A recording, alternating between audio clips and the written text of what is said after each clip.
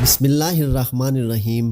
السلام علیکم۔ اس بات پر تمام ابراہیمی مذہب کا اتفاق ہے کہ اللہ رب العزت نے اپنے دست قدرت سے حضرت آدم علیہ السلام کو پیدا فرمایا اور انہیں جنت میں داخل کیا۔ کچھ عرصے بعد آدم کی دلجوئی کے لیے اللہ نے آپ کے بائیں پسلی سے اماں حوا کو پیدا کیا اور دونوں بہشت میں رہنے کے بعد اس زمین پر تشریف لائے۔ اس طرح آج دنیا میں آباد تمام لوگ حضرت آدم حوا کی اولاد ہیں، لیکن جیوز میتھولوجی میں تاریخ انسانی کی ایک مختلف کہانی ملتی ہے جسے سن کر ہر شخص حیران رہ جاتا ہے۔ دراصل یہودیوں کی مقدس کتاب تلمود کے مطابق حضرت حوا آدم علیہ السلام کی پہلی بیوی نہیں تھی، بلکہ ان سے پہلے ایک عورت کی تخلیق ہوئی تھی جس کا نام لیلت تھا۔ لیلت خصوصیت اور مرتبے میں آدم کے برابر تھی، کیونکہ زمین سے فرشتوں نے جس مٹی کو لایا تھا اس مٹی سے آدم کی تخلیق ہوئی اور اس مٹی کے بچے ہوئے حصے سے لیلت کو پیدا کیا گیا۔ اسی طرح آدم اور لیلت دونوں جنت کے ایڈن نامی باغ میں رہا کرتے تھے۔ آدم اور لیلت کے درمیان اول دن سے ہی اختلاف پیدا ہو گیا، کیونکہ آدم کا ماننا یہ تھا کہ وہ لیلت سے بہتر ہے اور جنسی اعتبار سے لیلت کا درجہ ان سے کم ہوگا، جبکہ لیلت ہر صورت اسے تسلیم کرنے کے لیے تیار نہ تھی اور وہ خود کو آدم کے برابر خیال کرتی تھی۔ لہٰذا اس برابری کی لڑائی میں دونوں کے درمیان شدید اختلاف پیدا ہوا اور دونوں ایک ساتھ نہ رہ پائے۔ آخر کار ایک دن لیلت نے شیطان سے کچھ اسم اعظم سیکھے اور ان کا ورد کر کے جنت سے اڑ گئی۔ آدم نے خداوند سے فرمایا، اے خداوند، وہ عورت جو تو نے میرے دل بہلانے کی خاطر دی تھی وہ بھاگ گئی ہے۔ لہٰذا خداوند نے 3 فرشتوں کو لیلت کی تلاش میں روانہ کیا۔ فرشتوں کو لیلت ایک سمندر کے درمیان غوطے لگاتے ہوئے دکھی، لہٰذا انہوں نے اسے واپس چلنے کو کہا، لیکن لیلت نے چلنے سے انکار کر دیا۔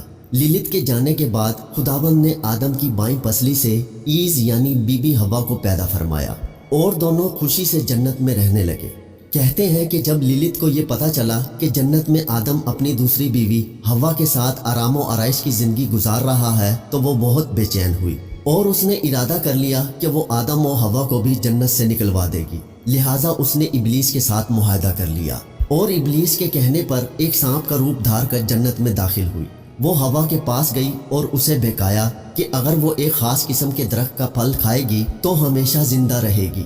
یہ وہی ممنون درخت تھا جس کے پھل کو کھانے کے لیے اللہ نے آدم کو سختی سے منع کیا تھا، لیکن لیلت کی باتوں میں آ کر بی بی حوا نے اس درخت کے تمام پھل کو کھا لیا اور آدم کو بھی کھلایا، اور اسی طرح آدم و حوا اللہ کی نافرمانی کے عوض بہشت سے نکال دیے گئے۔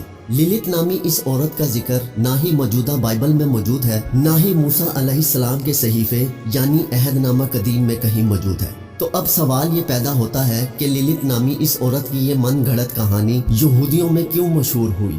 دراصل عہد نامہ قدیم کے علاوہ یہودی ایک اور صحیفے پر ایمان رکھتے ہیں جسے تلمود کہا جاتا ہے۔ یہودی ربی کے مطابق تلمود ہی وہ اصل صحیفہ ہے جو موسیٰ پر نازل ہوا تھا۔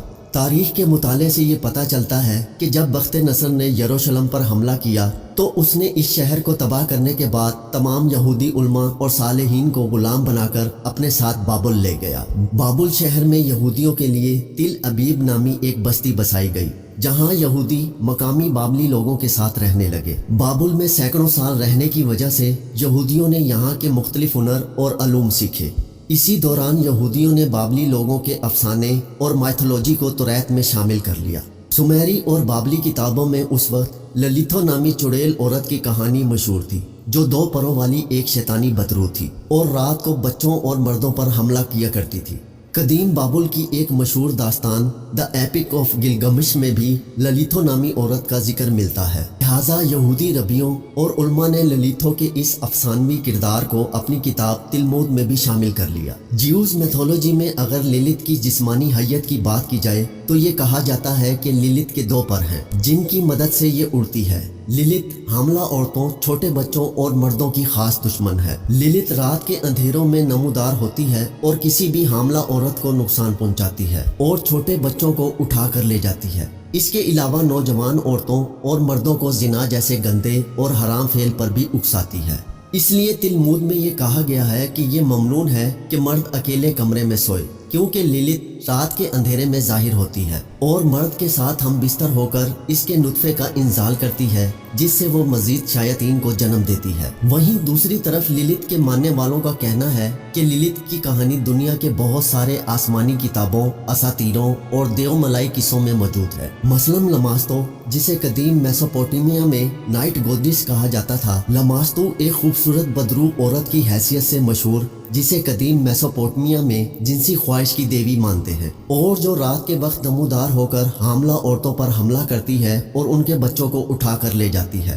اسی طرح لامیا، جو قدیم یونان کی ایک مشہور دیوی مانی جاتی ہے، جو پوزائیڈن دیوتا کی بیٹی تھی، جس کے پاس بے مثال خوبصورتی تھی، وہ رات کے وقت سوتے ہوئے لوگوں کو پریشان کرتی ہے اور اپنے ہی بچوں کو جنم دے کر کھا جاتی ہے۔ یہودی اساطیر میں بھی حضرت سلیمان علیہ السلام کے متعلق افسانوں میں کئی بدرو عورتوں کا ذکر ملتا ہے، جسے آپ نے اپنے قبضے میں رکھا تھا۔ انہی بدروؤں میں ایک بدرو اوزیرت بھی تھی، جس کی خوبصورتی للت سے بہت حد تک ملتی جلتی ہے۔